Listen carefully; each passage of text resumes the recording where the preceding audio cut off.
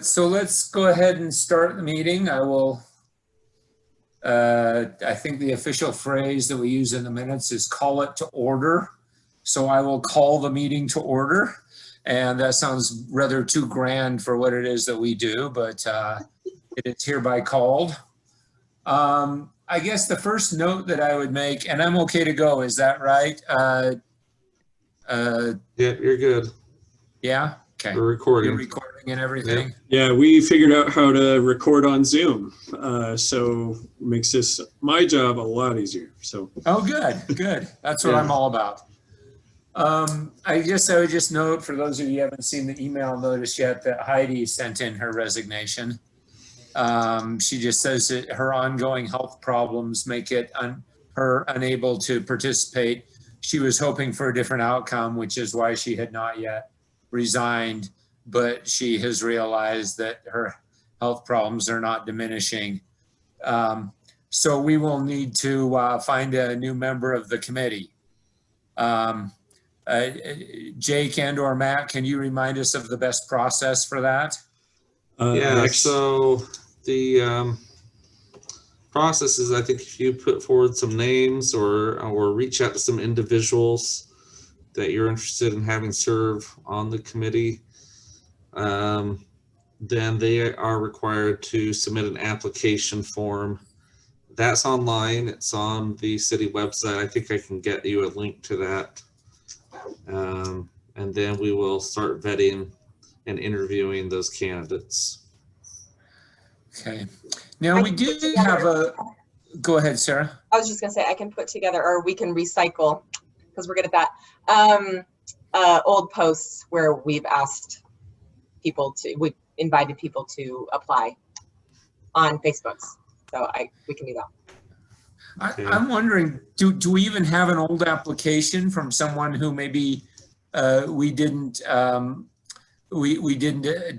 admit sounds too strong. We didn't invite to join us last time that we could look at, or should we just restart from scratch? I think we could probably do a hybrid of both. You know, Okay. we could put out a new call and we could pull out the old file and re-invite them and see if they're even still interested. Okay. If one of you could find that file, and Yep. that would on be my great. to-do list here. Thank you so much. I may know some folks that would be interested, and I'm curious as to what the timeline is. In other words, by when would they need to apply for them to be considered in this cycle, do you think? I don't have a deadline in my head yet. I'm not sure about that, but I think it's going to be probably open-ended until somebody's selected. So I think let's just put right now an arbitrary deadline out of maybe the 23rd. Okay. And that would maybe allow us to do some interviews before your next meeting. And then if nothing comes out of that, again, we'll just have it stay open until somebody rises to the top. That's helpful, Matt. That sounds like a great plan. Thank you. And thank you, Sarah, for recycling a post on that.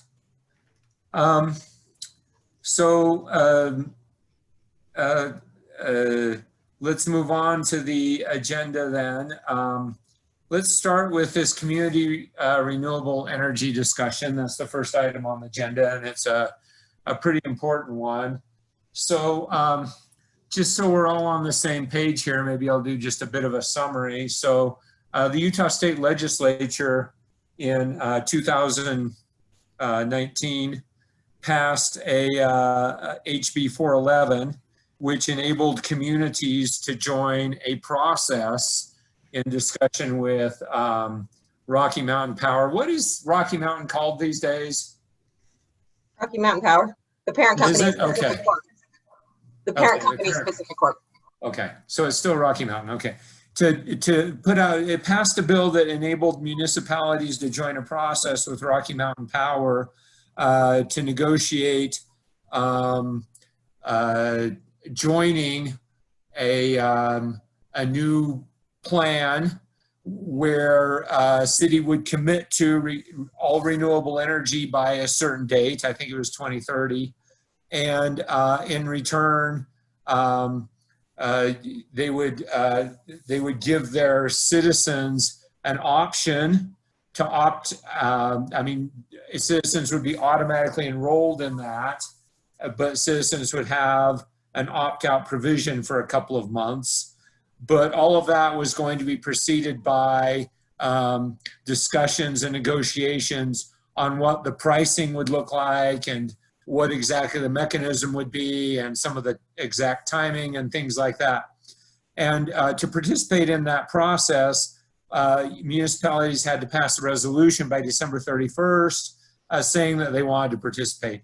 Orem City did in fact pass that resolution and then started participating in the process. But I can't remember at what meeting. I think it was maybe our first after COVID meeting. We were informed that Orem City was no longer participating. I believe the justification was just financial concerns with the onset of COVID. And there was also, I recall, a justification that, well, Rocky Mountain Power will soon be moving to all renewables anyway, so it may not be that important. At the time, we didn't really say much because COVID was in the kind of the hardest phase, and we certainly understood constraints on city budget and management time. But now that hopefully things seem a little more back to normal, there might be a little bit fewer constraints on city budget and staff time. We were hoping to see if Orem might be willing to rejoin this process. I think it is important to note that there has been no final decision, and no final decision is required for a while on whether or not Orem would actually become a full-fledged member of the team, or whatever it is we want to call it, once the agreement is reached. That right now there is just a process for figuring out what the agreement might look like. So that's the history, and that's a reminder of where we're at. And Matt, I spoke to you, and were you able to get any more information about whether, I mean, because there was sort of a dangling question, now that Orem sort of withdrew from discussion of the process, can Orem even get back in? Sure. Were you able to learn anything about this? Yeah, so I looked into it. I talked with Jason Bench about a little bit about the history.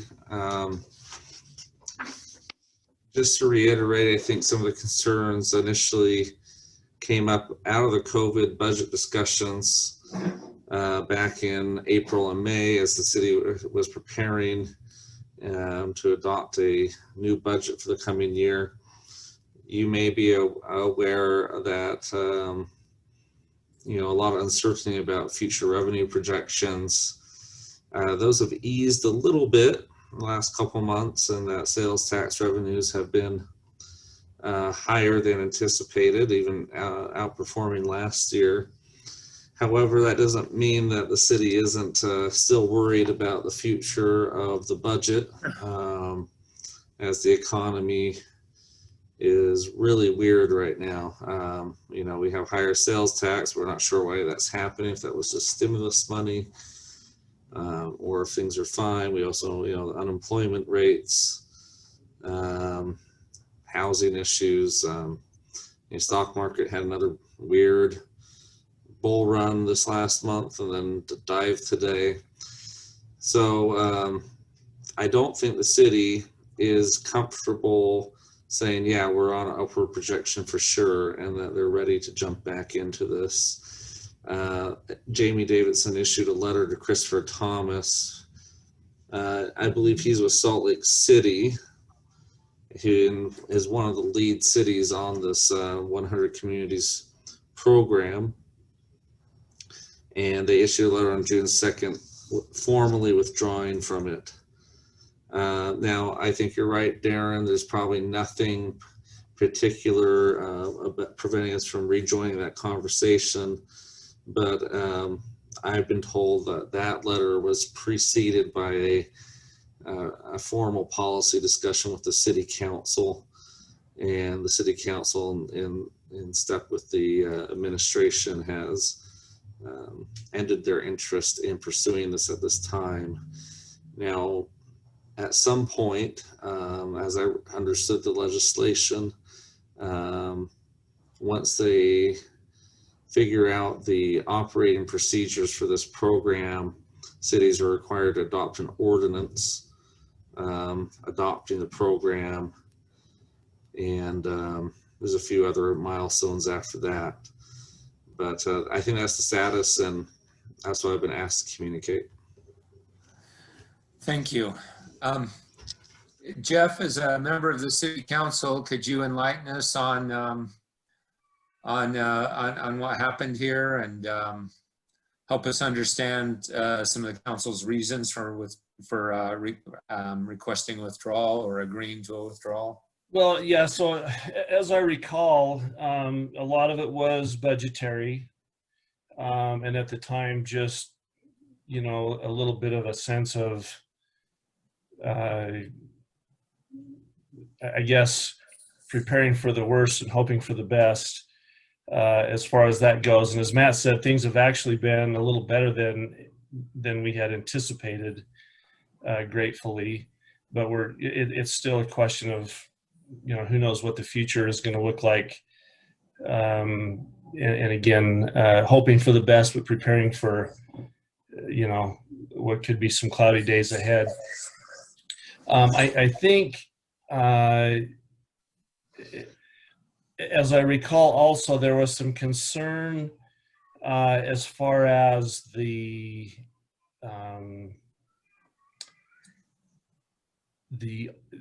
way that it was laid out, is that it was an opt-out situation, so that, in other words, everyone would have to participate in this, and if you didn't want to participate, then you would have to opt out, rather than, this is something that I would like to do and I want to participate, and so you would opt into the program. And it seemed like there was a bit of some hesitancy and some past pain from Utopia, and kind of comparisons to, I guess, some of the pain that some of the council members endured working their way through that. Now, my understanding is, it seems like we had an invitation or some communication with Dan Hemmert or one of our other representatives to come and kind of fill us in on where things were at, and how things were looking for the future with that moving forward. And I think, I don't know if that was something that was just thrown out as a possibility, or if that's something that's in the works, so an invitation for them to come and talk to us more and fill us in more about what's going on with that bill. So Dan is Senator Hemmert. He is involved with this whole process still, or I believe so. Yes. knows something about it. Okay. So Just to clarify, he was the Senate sponsor on this bill when it went through. Oh, okay. Okay, good. Okay. And maybe I'm revealing a deep weakness, but he represents Orem, or a part of Orem? Yeah, a part of Orem. Right. Yeah, I don't think he's mine. So Sarah, do you know which part of Orem? I actually was creating this the other day, so I'm not exactly sure which part. I think it might be Eastern Orem, but maybe not, because a lot of you live in Eastern Orem, and I'm not Yeah, sure. I'm going to be embarrassed here, but I'm going to figure this out. But okay, so Maybe I not. guess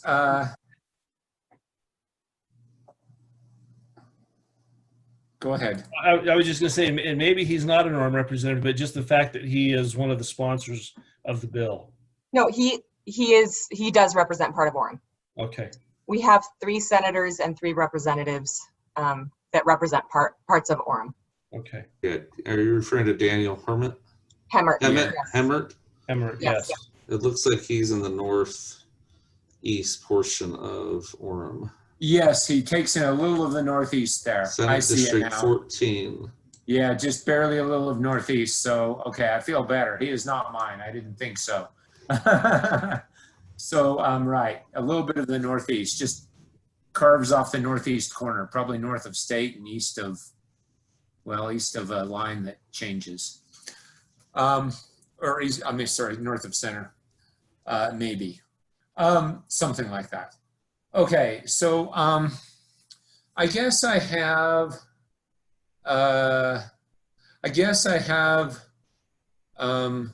kind of a question and a comment or two, just to kind of provide a little bit of an alternative perspective here. And Jeff, it sounds like I'm maybe addressing you first and foremost, because it sounds like the council has taken a bit of a lead on this. But I'm curious how you would respond to this. But also, so my question has to do with, is it really that costly to the city to participate in the negotiations? I'm wondering what is so costly about that, and why that is why that's such a concern.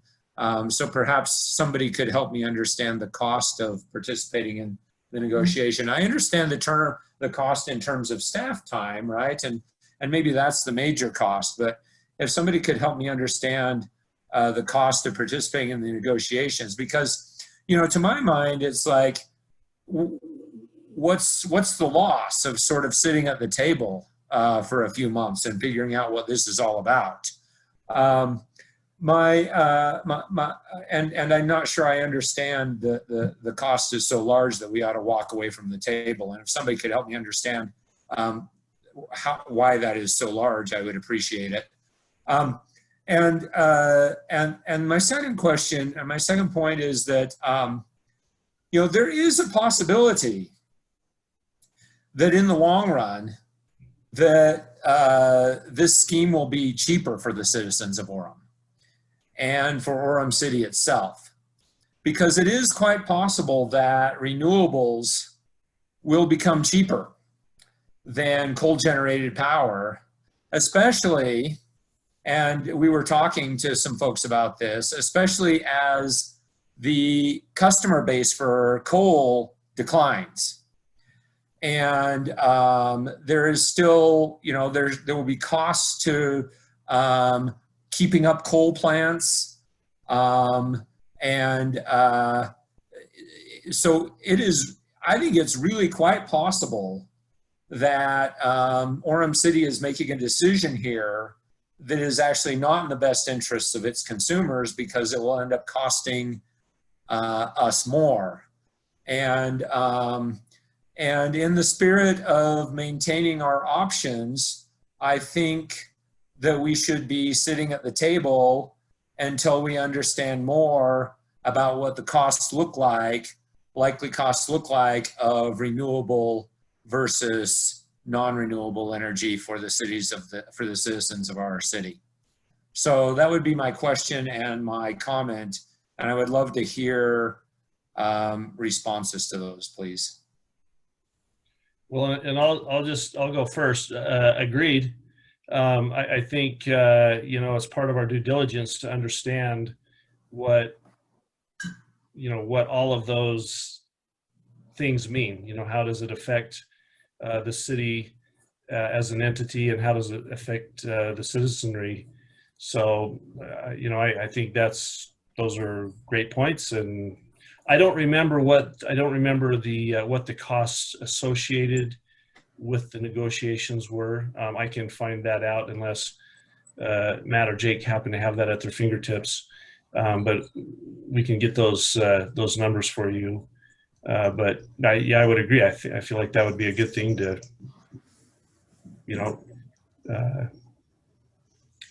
at least know what we're talking about. Yeah, I don't know if I'm an expert in 411 yet. My understanding to this point is that there is a cost. There's two parts of setting of the program statewide that it will incur costs, and one of those costs is just program and administration. There needs to be a central coordinator, get this all put together. I'm not sure exactly what the details of that consist of without doing a little bit more reading. The other cost is the cost of noticing the customers of their opportunities to opt out. And so there's two notices that would be put out. Now,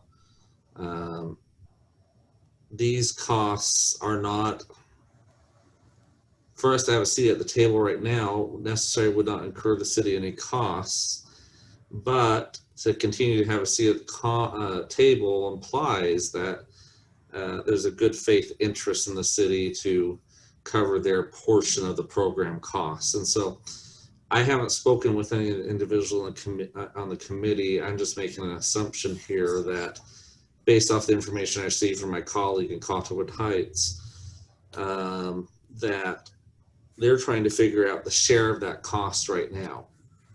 And I would assume it's difficult to fully understand the cost if one of the biggest players is going to pull out at the end of that discussion. They'll have to redistribute the costs amongst the other cities. Of course, some of that, like noticing, would be possibly lower too. So I think that's where the committee's at forming this, is just figuring out the share of costs. The spreadsheet that I received from my colleague, I don't think is by any means final. I think it's a work in progress. As I said, there's two costs, and one is the administrative setup of the program. They're estimating about $62,000 for Orem City's share of the cost, and another $27,500 for noticing of residents on 2 occasions. That's about $90,000 to start the program, administer it, manage it through Rocky Mountain Power. And then from there on out, after it's in place, then the bulk of the cost is the increased service charge on the utility customer utility bill. Now, I could have said something wrong, but that's how I understand it right now. That was helpful. Thank you very much, both of you. Sarah, Quinn, other members of the committee. Paul, do you have points of view you'd like to share on this?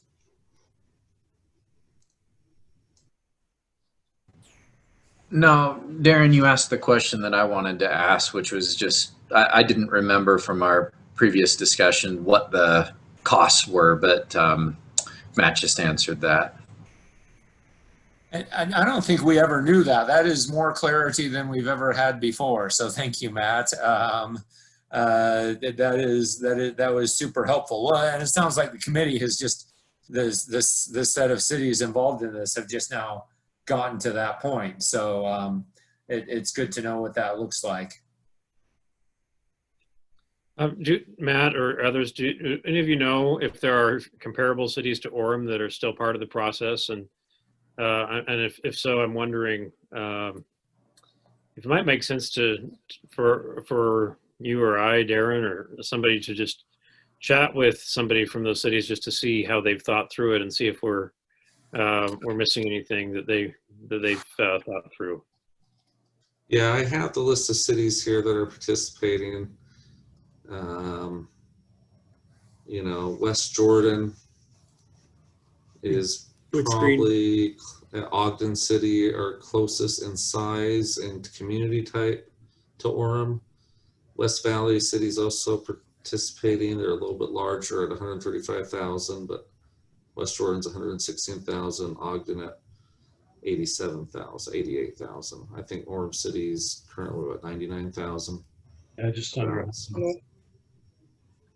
Darren, yeah. sorry, Matt, go ahead. No, go ahead.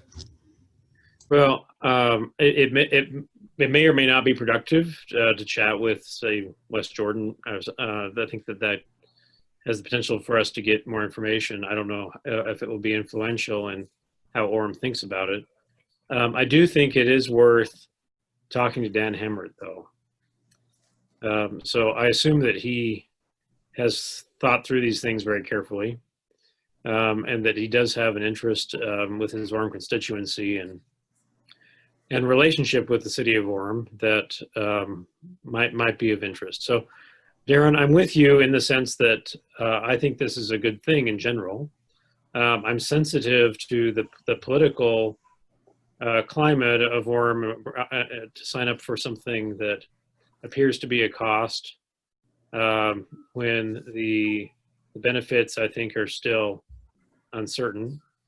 And, as we've had this conversation before, I like the idea of maintaining a seat at the table, but I'm also, I recognize Matt's good point that if there is no good faith effort at the moment, and then I think we just need to decide if this is something we want to continue to push, given the decision rights of the city and understanding where they are. So I would feel more comfortable knowing which way to go after a conversation with Dan, after a little bit of an understanding as to the logic that other cities are taking in making this decision.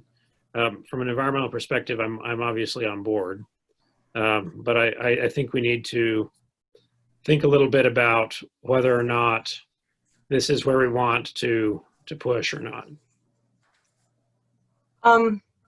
When Darren and I had a conversation, we had a meeting with somebody to talk more about this, and she was talking about the remaining coal assets, that as the number of communities decreases that are using coal, then those costs will tend to increase.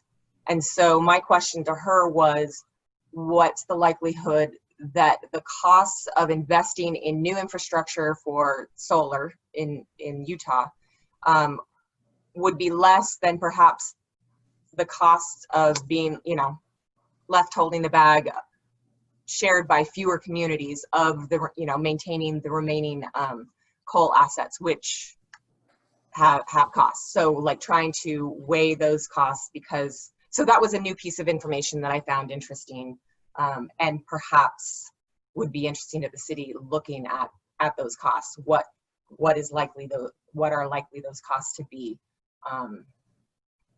to maintain those coal assets? I like that, Sarah. I mean, I think that given what Jeff has said and the fiscal environment in which this decision was made, that if there was a compelling financial reason that this was a good investment from a fiscal perspective or a consumer perspective, I suspect that people would be interested in knowing that.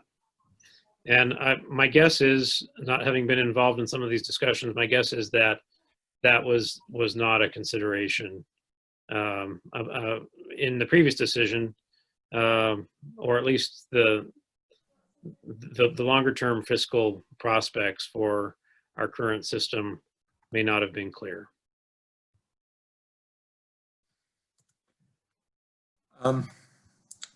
Okay. That was a super helpful discussion. Thank you, everybody. That was great information. And I want to repeat, I kind of agreed with almost everything that everybody said. I appreciate knowing more. I appreciate the understanding. I appreciate the difficult decision here. I appreciate that this does have some upfront costs for an uncertain payoff. And that, I appreciate the point about, acting in good faith. I think that Quinn makes a really good point about the way to proceed here about gathering more information. So why don't we reach out and learn more from our fellow cities and from Senator Hemmert? Quinn, Aaron, real quick. who would like to take the lead on any of that? I've had an offer from one of the committee members to provide additional information if you'd like them to present at your next meeting. I would be quite interested. Okay, I'll see what the possibilities there are. Okay. That would be great to learn a little bit more about this. I imagine Jeff, even not even you, but you would also be okay with that or be interested in that? Absolutely, yeah. Had to unmute myself, but yes. Okay, good. Because right, it sounds like we're all kind of operating here without a ton of information, so more information is better. So I'm happy to reach out to Senator Hemmert unless one of you would like to. Quinn or Sarah or Paul, would one of you like to? I'm comfortable with it, Darren, but if you want to be a point person, that's fine. I would certainly want to be a part of that conversation if we were able to set one up. Quinn, why don't, well, should we divide this up? Do you want to try reaching out to Senator Hemmert, and I will try reaching out to West Jordan and Ogden? I think those were the cities that were mentioned as kind of the most like us. Who, does that sound okay? Yeah, I'd be happy to do that. Okay. I assume that he'll be responsive. Yes, I bet he would be quite responsive. In fact, he may be able to put us up with, hook us up with the right people at West Jordan and Ogden, because I would just have to make a cold phone call, and I don't know how that would go, unless Matt has any tips for me on how to find the right person at these places. But why don't you go first with Senator Hemmert and see what his response is, and say, hey, you know, we might like to learn some information from other cities who are sitting at the table, and see if he can recommend somebody. Would that be okay, Quinn? Yeah, I can make that part of the request. Okay. And just to synthesize a little bit of where I think we are, Darren, you're right that we need to get some more information. My sense of the city's appetite for this is that unless we have new information that is reasonably compelling, right, at helping to frame this choice in different ways, that they would not act. But that some cities are acting, right? Some people in our sphere and cities that are not unlike us think this is a good idea. And so one valuable thing that we can do is decide if they have a compelling story, right, that is sellable in other places, or if they're doing it for reasons that are less applicable to Orem. And I think that's the crux of our inquiry. Excellent summary. I agree.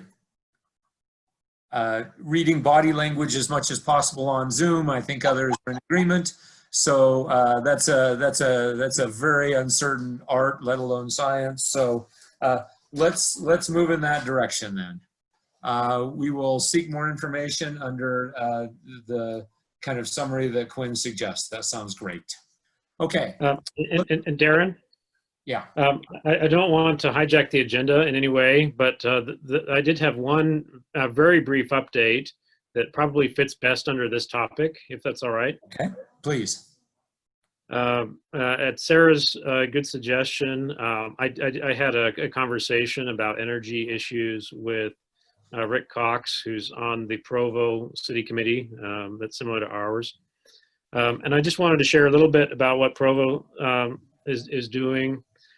We had talked in our last meeting about trying to seek nominations to potentially provide awards to businesses in particular, or organizations that were doing a great job of energy conservation, or even moving to renewables and things like that. The short story of Provo is that they have kind of an elaborate Excel model of like 6 different pathways by which you can get awards from the city for energy conservation. My reaction to that was it was a little bit complex, that it required Rick Cox, an engineer, to sort of model it for people. And it took me about 30 minutes to fully understand it myself. And I like the direction that they're going. I think that we have an opportunity to do something similar, but in a way that's actually much more simple and much more intuitive. And what they do in Provo is that when a business or other organization thinks that they're making substantial progress on energy, right, that they have a conversation with Rick, he assesses their progress in kind of a data-driven way. He nominates them for a city award at a meeting like this, and then we present it, right, to a representative there. And so particularly for large businesses, and I do now have a list of the largest businesses in Orem, who might have a sustainability person on staff, that would be a real feather in their cap if they were able to demonstrate to their employer that they were winning awards. I think it's in our interest, and I think we got support from the city folks on this committee last time that this might be an opportunity for us to help people shine and provide a little bit of moral encouragement. So I'm continuing to pursue that with the permission of the committee, but I just wanted to let you know the update there. Outstanding, Quinn. That's very heartening. I love it. I think this is a fantastic idea of something that we could do, and that sounds like real progress. So thank you so much.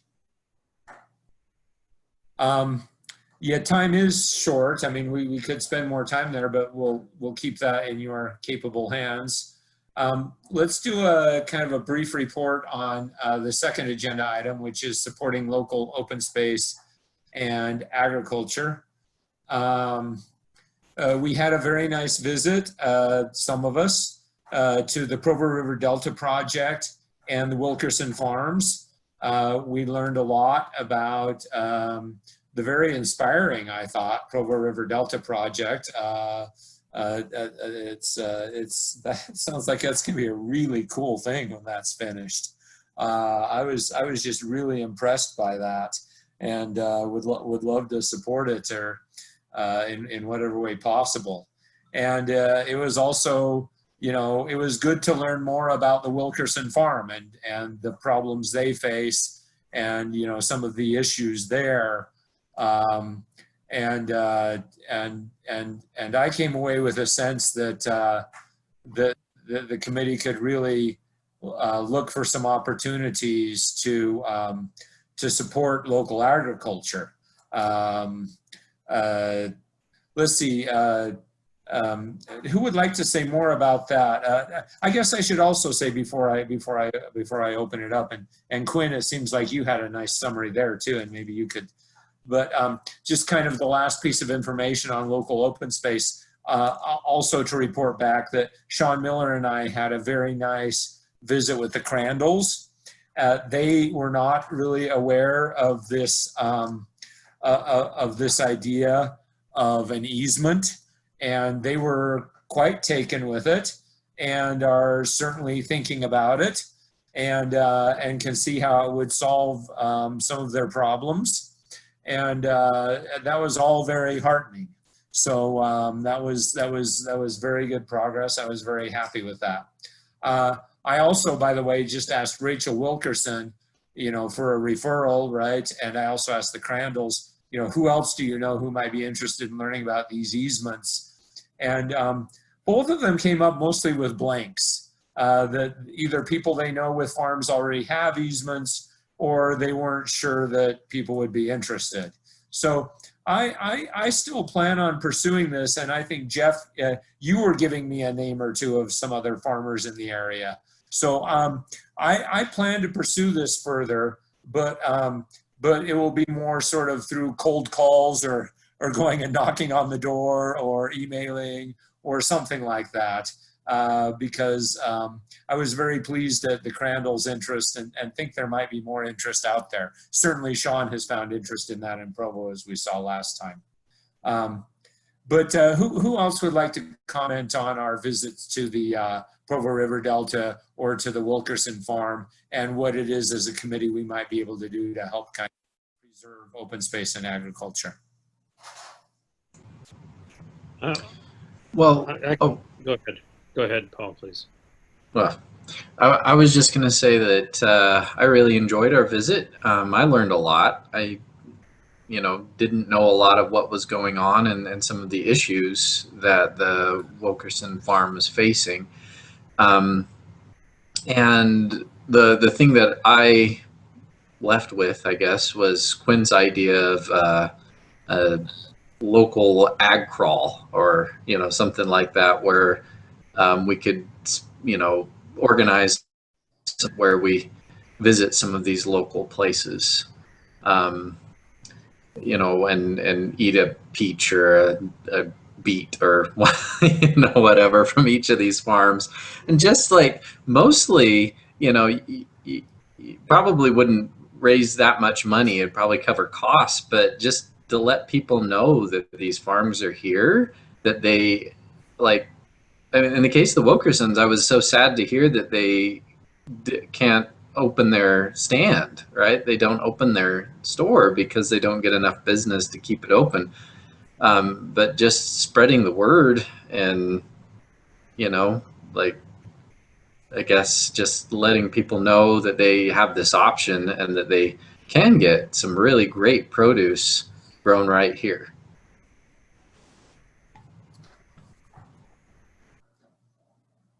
The only thing I'll add to that is that I've tried to market that idea to friends and people that I know, and they all think it's delightful. They would all jump on a cucumber tour of Orem, and I don't think it would be pricey. I mean, maybe we could even, just like as you said, do it at cost. I think that would be reasonable, but I think it could. Number one, benefit some of these growers in positive ways. But even more than that, I think it just raises awareness of our space. It raises awareness of the fact that we have agriculture in Orem. I suspect many people don't even know that. And so I think it helps to create a little bit of culture and community around an awareness of the challenges of development and given the great commercial pressure on that, having a bit of a more informed public opinion about the costs of taking up all of our open space, I think would have long-term positive benefit for our community. I love the idea too. I wonder if we could even, harvest season seems like the best time to do it. I wonder if we could get something together for October. It may not be too hard to put together, mostly talking to the 3 or 4 farms and picking a date and a time. I don't know, maybe that would depend, of course, on what the farmers thought of that, if they if they wanted to get something together by then. Should we try to act on this immediately, or do you think this is better done with more time? I think if someone's willing to put in some time on it over the next 4 or 5 weeks, that it's worth a shot to see if there's sufficient interest. I do think it's a bit of heavy lifting in terms of work to think about this as an event, right? And to think about it as making sure people are on board in ways that are comfortable for them. And then we have to market it after that, right? So yeah. I actually think it's quite a bit of work. And I may not be the right person to do that over the next few weeks, but if we did have interest and capacity, I suspect that we could get members of those agricultural communities to lend a hand in terms of providing ideas and some organization too. Well, this sort of fits. I had gotten energized about the whole easement thing, and I was reaching out and have already, in fact, obviously spent some time doing that, but have sort of hit a dead end. But this would be a way to re-energize that kind of from the side. So I was already planning on committing some time to this sort of thing, and you know, so I think I would be willing to. I've got some capacity and some energy to do this. I think I would like to take that on, maybe, unless Quinn or Paul or Sarah. Sarah, you're already doing so many other things, and it sounds like you two have also found some. But how do you feel about that? Would that be okay with you, Paul, or would you like to take the lead on this? I would be happy to help. I don't think I can do it justice to do it alone, but I'm very, very happy to help and split the labor and the time. And I don't mean to exclude you, Sarah. I just mean to say that you're doing so many other things. But if you wanted to, yeah, I was going to say right at the end of the meeting, I was going to talk about another thing, an event that I'm putting together at the end of October. So I don't have the bandwidth to do a lot of the work behind it, but I can help advertise and that kind of thing. So I can't be the main engine behind it, but I can support if somebody else is the main engine. It sounds like there's a lot of people who want to shovel a little coal if I put a shovel in your hands, but that I need to be the main driver shoveler. Otherwise, I'd be good if we had more time to plan something for next year. I mean, possibly we could do, you know, like a peach tour in August and an apple tour in October or whatever. Yeah. You know, you could have kind of a series of pub crawls, ad crawls. Well, let me see if I can take the lead on this, and if it doesn't result, we will at least lay the groundwork for next year, right? Which that's substantial. So let me take the lead on this, and I mean, this actually works because Sean is the agricultural liaison in Provo, and obviously, you know, we could just do Provo. I'm going to reach out to him and see if he would like to do this, and maybe Sean and I could, you know, work together to do a Provo-Orem conjoint thing here, because yeah, I'm not sure, you know, that would broaden our base of advertising and potential farms to visit. So let me start working on this and see what I can come up with. And I will let people know. I think that's wonderful, Darren. Thank you. Good. Okay. The next item, Sarah, you've got 3 and 4. Sorry to leave you with only 10 minutes, especially because your 4 could be very large indeed. That's very exciting, the conversation you had. Why don't you just go ahead and let us know some stuff about that?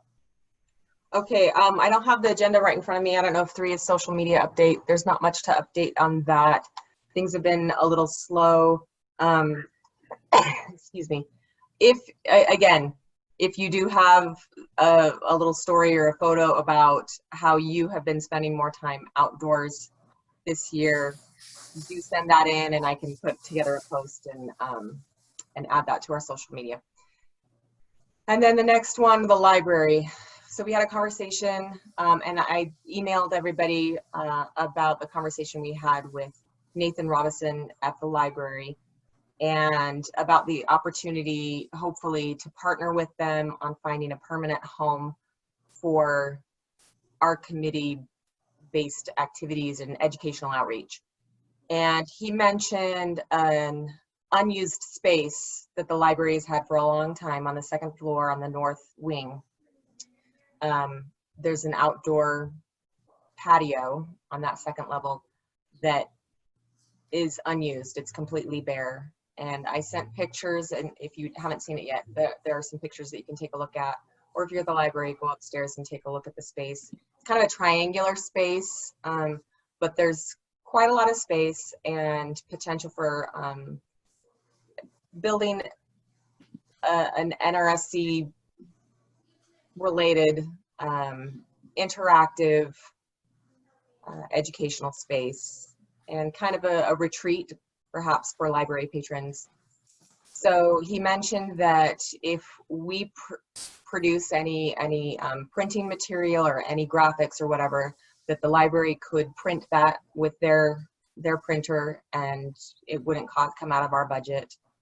And that they also have the opportunity, they're always applying for various grants that support library programming. And so if we find some overlap and frame that in a way that benefits their library programming, then perhaps we could get some funding under the umbrella of the library.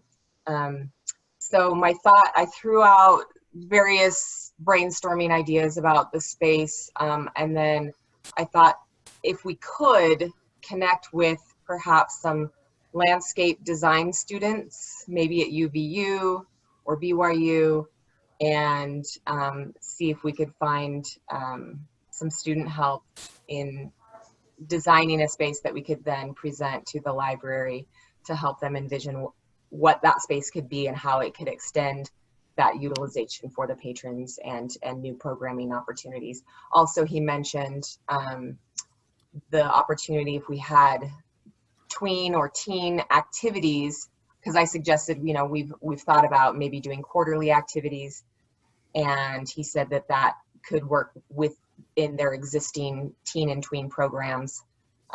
So if we had some ideas of activities that we think would work well with those audiences, they already have a base, and that could be a good audience to target.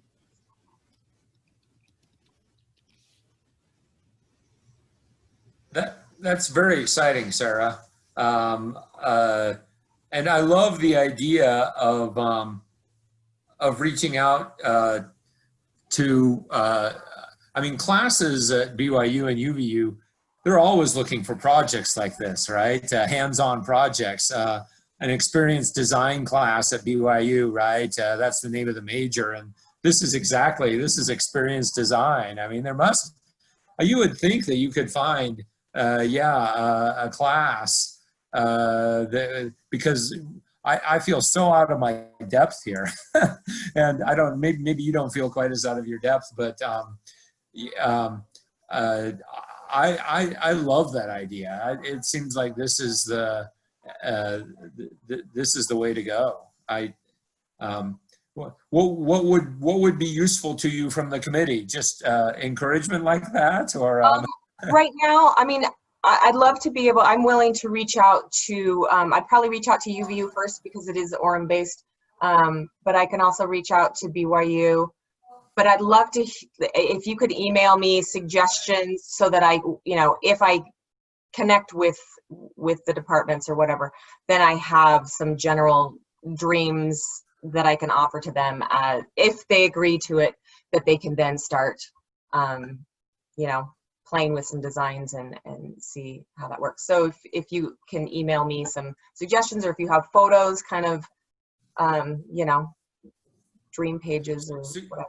Suggestions of what? I'm not sure. Suggestions of how you could envision the outdoor space. I think having potted plants or trees or a trellis with growing vines would make that space really welcoming. Have it be, you know, have it seated, have, you know, some seating, and then Sarah, yeah. Maybe we could go visit that one of these upcoming meetings. Yeah. We'd have to talk to the library, Right. of course, but Because it's locked. maybe most of the that's an time. option. Yeah, we'd have to talk to them and see what we could do. Yeah, or even, yeah, I think that would be a great idea. I like it. And Sarah, just to clarify a couple of things, are they offering us the opportunity to think through the outside space and the inside space next to it, or just the outside space?